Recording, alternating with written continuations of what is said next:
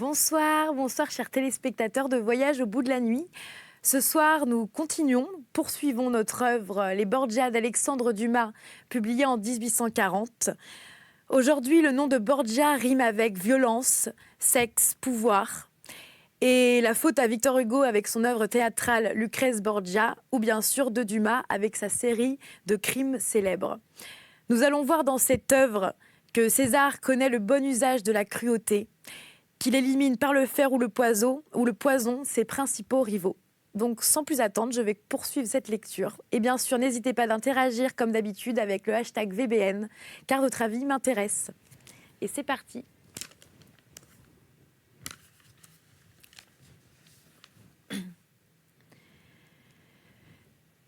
Ferdinand n'avait ni la valeur ni le génie de son père, et cependant il triompha successivement de ses ennemis. Il eut deux compétiteurs, qui tous deux lui étaient forts et supérieurs en mérite. L'un était le comte de Viane, son neveu, qui, arguant de la naissance honteuse de son oncle, disposait de tout le parti aragonais. L'autre était le duc Jean de Calabre, qui disposait de tout le parti angevin. Cependant, il les écarta tous les deux et se maintint sur le trône, fort de sa prudence qui allait souvent jusqu'à la duplicité. Il avait l'esprit cultivé, avait étudié les sciences et surtout la législation. Il était d'une taille médiocre, avait la tête grande et belle, le front ouvert et admirablement encadré dans de beaux cheveux blancs et lui tombaient jusqu'aux épaules. Enfin, quoiqu'il eût rarement exercé sa force physique par les armes, cette force était si grande qu'un jour, il se trouvait sur la place du Marché Neuf à Naples. Il saisit par la corne d'un taureau qui s'était échappé et l'arrêta court, quelques efforts que celui-ci tenta pour s'échapper de ses mains. Au reste, l'élection d'Alexandre lui avait causé une grande inquiétude. Et malgré sa prudence, il n'avait pas pu s'empêcher de dire devant celui qui lui avait apporté cette nouvelle que non seulement il ne se réjouissait pas de cette élection, mais encore qu'il ne pensait pas qu'aucun chrétien pût s'en réjouir, attendu que Borgia, ayant toujours été un méchant homme, serait certainement un mauvais pontife. Au reste, ajouta-t-il, ce choix fut-il excellent, et cette élection dut-elle plaire à tous les autres. Elle n'en serait pas moins fatale à la maison d'Aragon, encore qu'il soit né sujet et qu'il lui doive la source et les progrès de sa fortune. Car là où ils entrent les raisons d'État, elles ont bientôt fixé et exilé les affections du sang et de la parenté, à plus forte raison par conséquent, les simples relations de sujet d'obligé. Ainsi qu'on le voit, Ferdinand jugeait Alexandre VI avec sa perspicacité habituelle, ce qui ne l'empêcha pas, ainsi que nous le verrons bientôt, d'être le premier qui contracta l'alliance avec lui.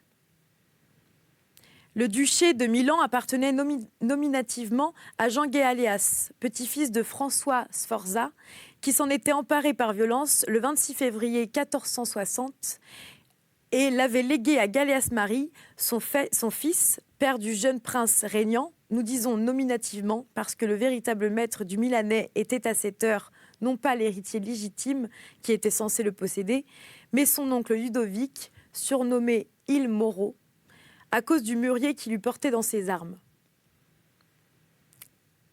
Exilé avec ses deux autres frères, Philippe, qui mourut empoisonné en 1479, et Ascagne, qui devint cardinal, il entra dans Milan quelques jours après l'assassinat de Galéas Marie, qui eut lieu le 26 décembre 1476, dans la basilique de Saint-Étienne, et s'empara de la régence du jeune duc, qui n'avait alors que 8 ans.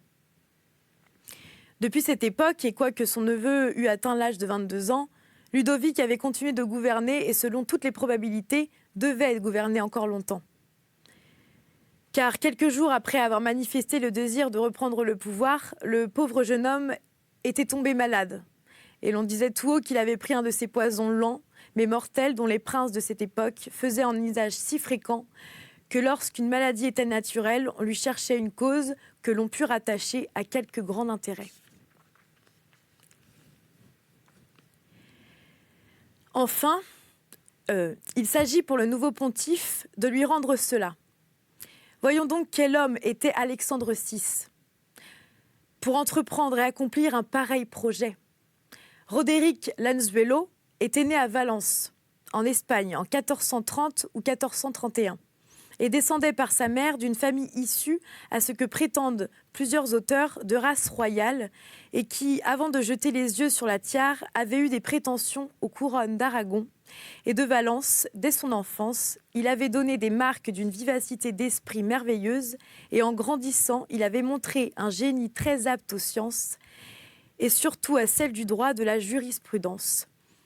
Il en résulte qu'il acquit ses premières distinctions comme avocat, profession dans laquelle son habileté à discuter les affaires les plus épineuses lui fit bientôt une grande réputation. Cependant, il ne tarda point à se lasser de cette carrière, qu'il abandonna tout à coup pour celle des armes qu'avait suivi son père. Mais après quelques actions qui prouvaient son sang-froid et son courage, il se dégoûta de celle-ci ainsi que de l'autre, et comme au moment où ce dégoût commençait à le prendre, son père mourut, laissant une fortune considérable, il résolut de ne plus rien faire et de vivre en se laissant aller à son caprice et à sa fantaisie. Vers cette époque, il devint l'amant d'une veuve qui avait 2 filles.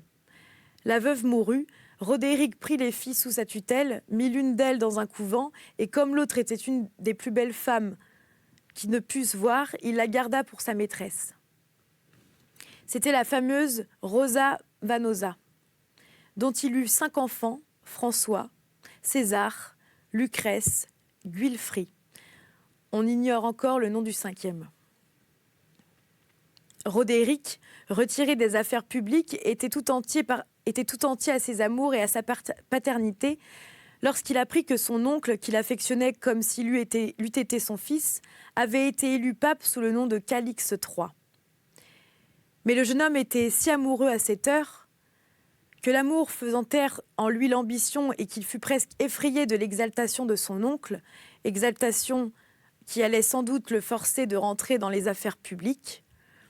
En conséquence, au lieu d'accourir à Rome comme tout autre eût fait à sa place, il se contenta d'écrire à sa sainteté une lettre dans laquelle il demandait la continuation de ses bontés et lui souhaitait un long et heureux pontificat. Cette retenue d'un de ses parents au milieu des ambitions que le nouveau pontife trouvait à chaque pas sur son chemin frappa singulièrement Calix III. Il savait la valeur du jeune Roderick, et au moment où les médiocrités l'assiégeaient de tous les côtés, cette capacité qui se tenait modestement à l'écart grandit encore à ses yeux. Aussi répondit-il à l'instant même à Roderick qu'au reçu de sa lettre, il eut à quitter l'Espagne pour l'Italie et Valence pour Rome. Cette lettre déplaçait Roderick du centre de bien-être qu'il s'était fait et dans lequel il se fût peut-être endormi, comme un homme ordinaire, si la fortune n'était pas ainsi venue l'en tirer par la main. Roderick était heureux. Roderick était riche. Les mauvaises passions qui lui étaient naturelles s'étaient sinon éteintes, du moins assoupies. Il s'effraya lui-même à l'idée de changer la vie douce qu'il menait contre la vie ambitieuse et agitée qui lui était promise, et au lieu d'obéir à son oncle, il retarda les préparatifs de son départ en espérant que Calix l'oublierait. Il n'en fut pas ainsi.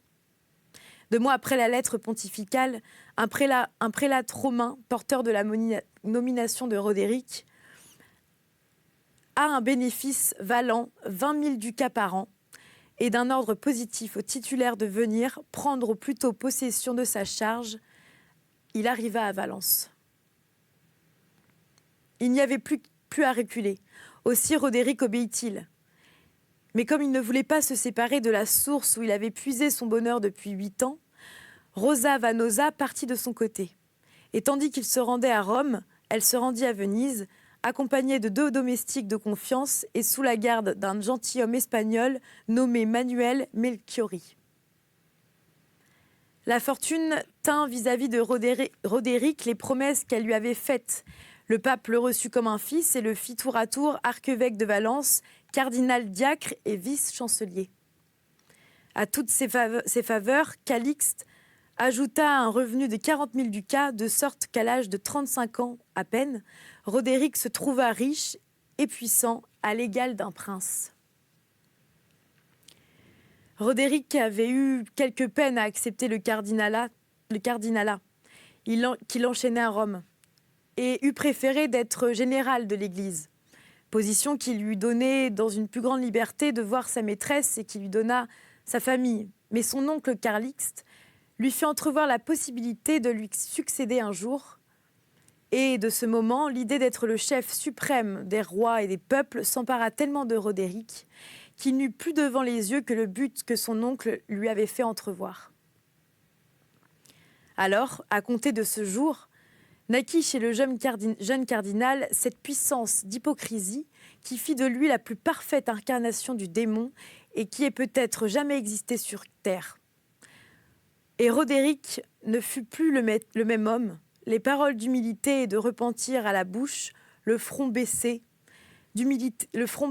comme s'il eût porté le poids de ses fautes passées, dédaigneux des richesses qu'il avait fait acquises, et qui, disait-il, le bien des pauvres devait retourner aux pauvres. Il passait sa vie dans les églises, dans les monastères ou dans les hôpitaux, acquérant, dit son historien, aux yeux même de ses ennemis, la réputation d'un Salomon pour la sagesse, d'un Job pour la patience et d'un Moïse pour la publication de la parole de Dieu, à savoir, seul au monde, Rosa Vanosa, elle, pouvait estimer ce que valait la conversation du pieux cardinal. Bien en prie à Roderick de s'être posé aussi saintement, car son protecteur mourut après un règne de 3 ans, 3 mois et 19 jours, et il ne fut plus soutenu que par son propre mérite, contre les ennemis nombreux que lui avait fait sa rapide fortune. Aussi, pendant tout le règne de Pie II, demeura-t-il constamment éloigné des affaires, et ne le vit-on reparaître que sous Sixte V, qui lui fit don de l'abbaye de Subiaco et l'envoya en qualité de légat auprès des rois d'Aragon et de Portugal. À son retour, qui eut lieu sous le pontificat d'Innocent VIII, il se décida à faire enfin venir sa famille à Rome. Elle y fut conduite par Don Melchiori, qui dès ce moment passa pour le mari de Vanosa et prit le nom du comte Ferdinand de Castille. Le cardinal Roderick reçut le noble espagnol comme un compatriote et un ami. Celui-ci, qui comptait mener une vie fort retirée, loua une maison dans la rue della Lungara, proche de l'église de Regina Coeli et sur les bords du Tibre. C'est là qu'après avoir passé la journée en prière et en œuvres pieuses, le cardinal Roderick allait chaque soir déposer son masque. Alors, disait-on, quoiqu'en personne n'en puisse donner la preuve, il se passait dans cette maison des choses infâmes. On parlait d'inceste entre le père et la fille, et entre les deux frères et sa sœur, de sorte que pour faire cesser ces bruits qui commençaient à se répandre, Roderick envoya César étudier à Pise et Maria Lucrèce à un jeune gentilhomme aragonais, si bien qu'il ne resta plus qu'à la maison que Vanosa et ses 2 fils. Tel était l'état des choses quand Innocent VIII mourut et que Roderick Borgia fut proclamé pape. Nous avons vu par quels moyens la nomination s'était faite. Aussi, les 5 cardinaux qui n'avaient point participé à cette simonie et qui étaient les cardinaux de Naples, de Sienne et du Portugal, protesteraient-ils tout haut contre cette élection qu'ils traitèrent de maquignonnage, mais Roderick n'en avait pas moins, n'importe par quel moyen, réuni la majorité. Roderick n'en était pas moins le 216e successeur de Saint-Pierre. Cependant, tout arrivé qu'il était à son but, Alexandre VI n'osa point dès l'abord quitter le masque qu'avait porté si longtemps le cardinal Borgia. Quoiqu'en apprenant sa nomination, il ne put dissimuler sa joie qu'elle lui causa, si bien qu'il s'écria en levant les mains au ciel et avec l'accent de l'ambition satisfaite, lorsqu'on lui annonça que le scrutin venait de se décider en sa faveur: « Suis-je donc le pape? Suis-je donc le vicaire du Christ? Suis-je donc la clé de voûte du monde chrétien ?» « Oui, Saint-Père, lui répondit le cardinal Acciano Sforza, le même qui avait rendu à Roderick les 9 voix dont il disposait au conclave pour 4 mulets chargés d'argent. Et nous espérons par votre élection donner la gloire à Dieu, le repos à l'Église et la joie à la chrétienté. Attendu que vous êtes choisi par le Tout-Puissant lui-même comme le plus digne de tous nos frères. Mais si courte qu'avait été cette réponse, le nouveau pape avait déjà repris son empire sur lui-même. Et d'une voix humble et les mains croisées sur la poitrine, « Nous espérons, dit-il, que Dieu nous accordera son puissant retour, nonobstant notre faiblesse, et qu'il fera pour nous ce qu'il fit pour l'apôtre. Lorsqu'il lui mit autrefois les clés du ciel entre les mains et qu'il lui confia le gouvernement de l'Église, gouvernement qui, sans l'aide divine, serait une trop lourde charge pour un mortel, mais Dieu lui promit que son esprit le dirigerait.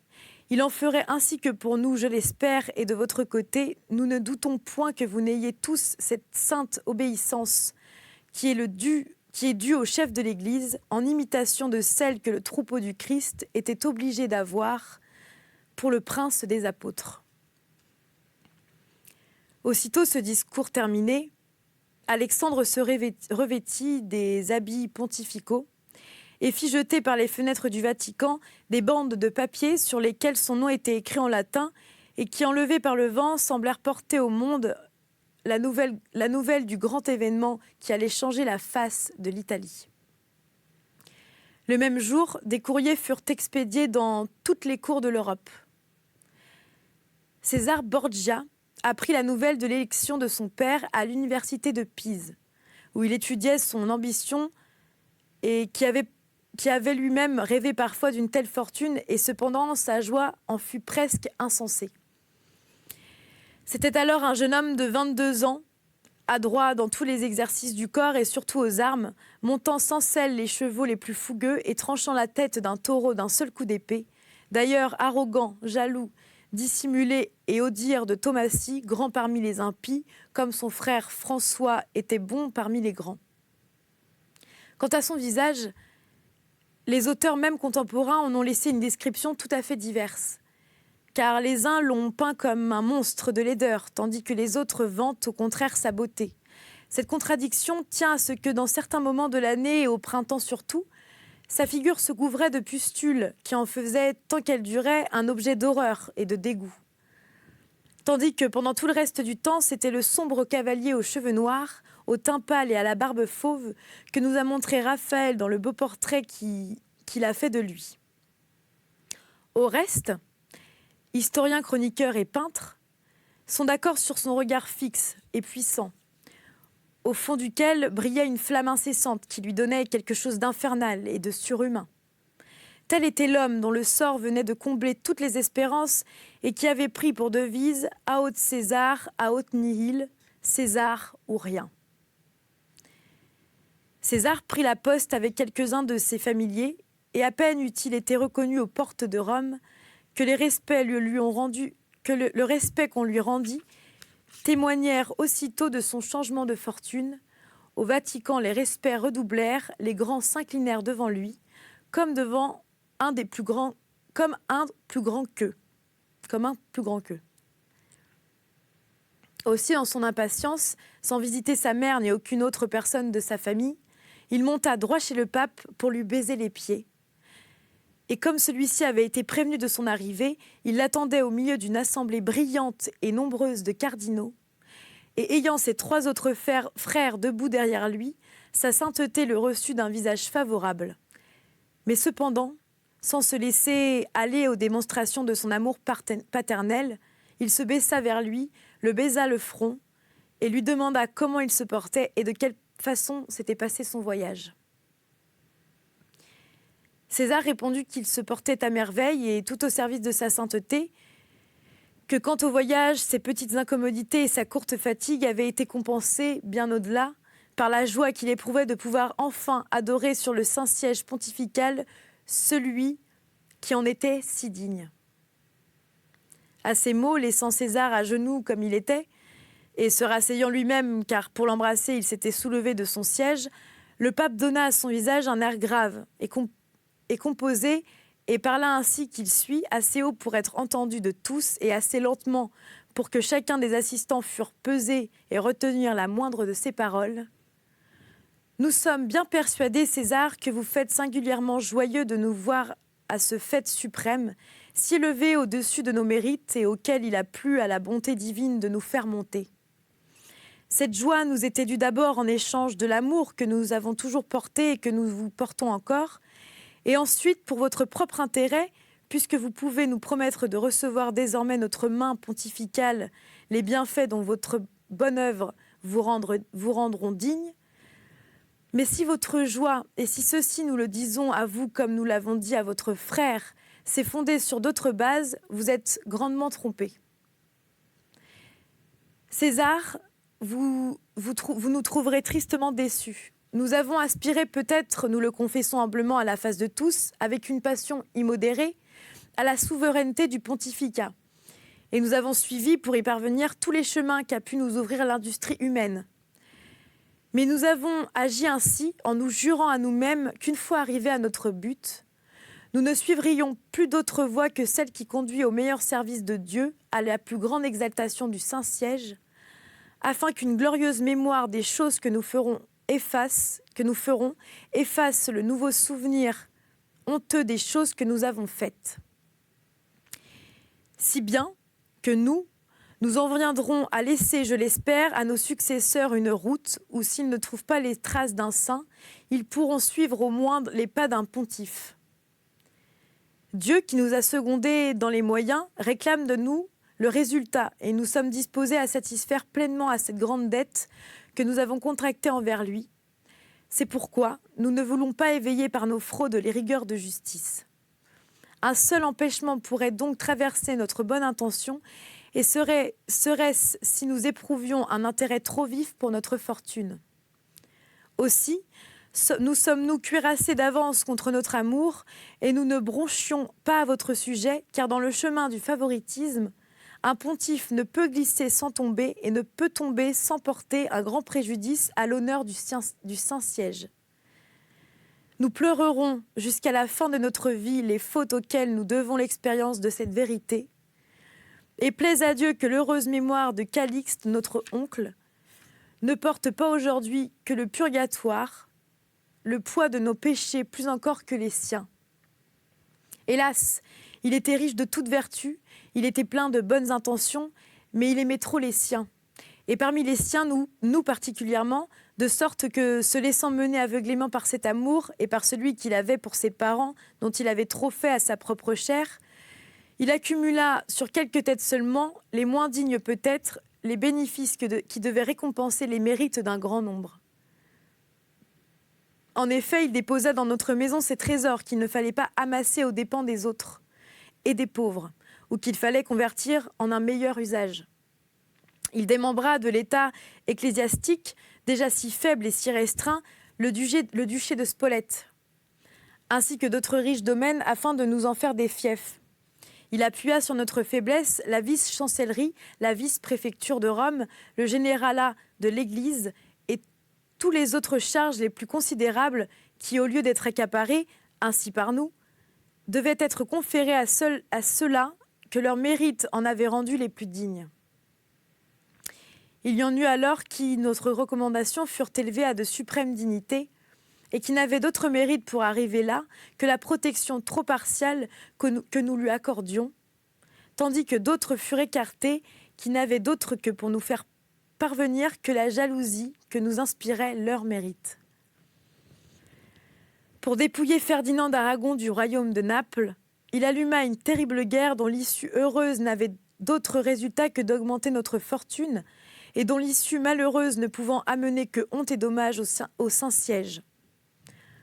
Enfin, en se laissant gouverner par ceux qui sacrifiaient le bien public à leurs intérêts particuliers, il porta un notable préjudice non seulement au trône pontifical, non seulement à sa renommée, mais encore à ce qui est bien plus fatal, à sa conscience. Et cependant, ô sagesse des jugements de Dieu, si fort et si constamment qu'il se fût employé pour établir notre fortune, à peine eût-il laissé vide à la place suprême que nous occupons aujourd'hui, que nous nous trouvâmes renversés du fait où nous étions montés, abandonnés à la furie du peuple et aux haines vindicatives de ces barons romains qui se regardaient comme offensés par notre bienveillance partialité pour leurs ennemis.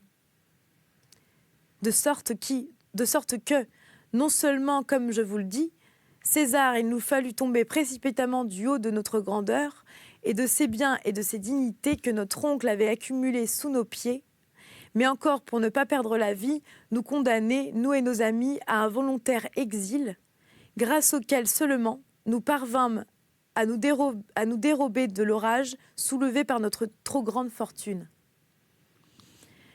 Cela nous fut d'une épreuve évidente, sachant se jouer c'est des desseins des hommes dès que ces desseins sont injustes.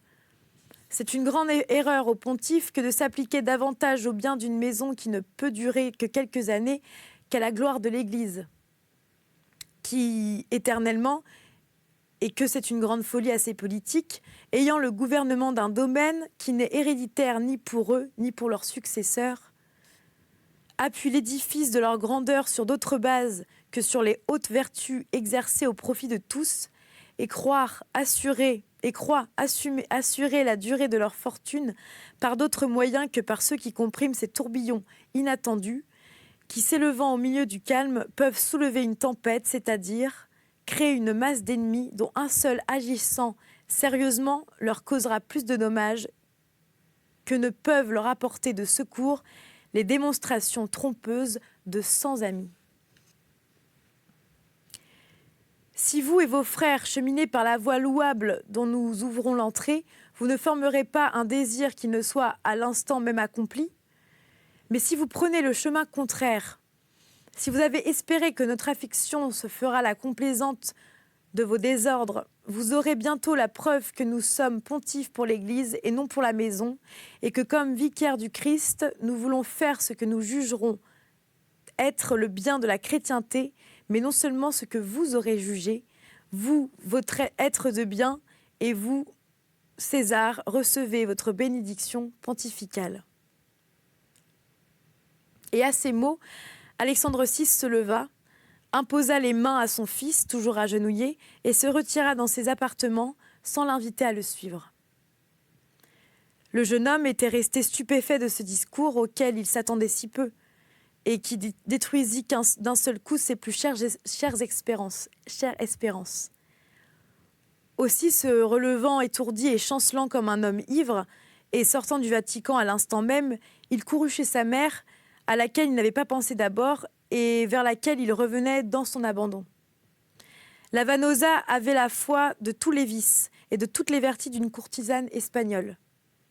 Dévote envers la Madone jusqu'à la superstition, tendre envers ses enfants jusqu'à la faiblesse, complaisante envers Roderick jusqu'à la débauche, mais confiante au fond de l'âme dans la force d'un pouvoir qu'elle exerçait depuis près de 30 ans, et comme le serpent d'étouffer dans ses replis quand il ne pouvait pas fasciner par son regard.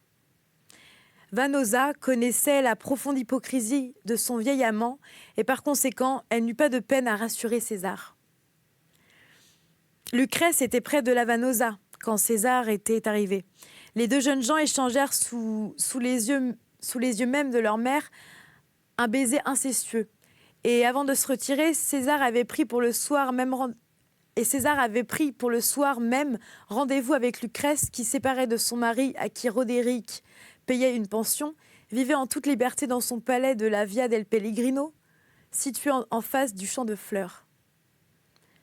Le soir, à l'heure convenue, César se rendit chez Lucrèce, mais il y trouva son frère François. Les deux jeunes gens ne s'étaient jamais aimés. Cependant, comme les cœurs étaient bien différents, la haine chez François était la crainte instinctive que le daim éprouve pour le chasseur, tandis que la haine chez César était ce besoin de vengeance et de désir de sang qui vit incessamment dans le cœur du tigre. Les frères ne s'embrassèrent pas moins l'un par bienveillance, l'autre par hypocrisie, mais en s'apercevant le sentiment par leur double rivalité dans les bonnes grâces de leur père et de leur sœur avait fait monter la rougeur au visage de François et à la lividité à celui de César. Je m'arrête donc nous nous retrouvons tout à l'heure pour la suite des Borgia d'Alexandre Dumas. En attendant, sachez qu'il y a le replay sur C8/Voyage au bout de la nuit et moi je vous dis à tout à l'heure pour la suite.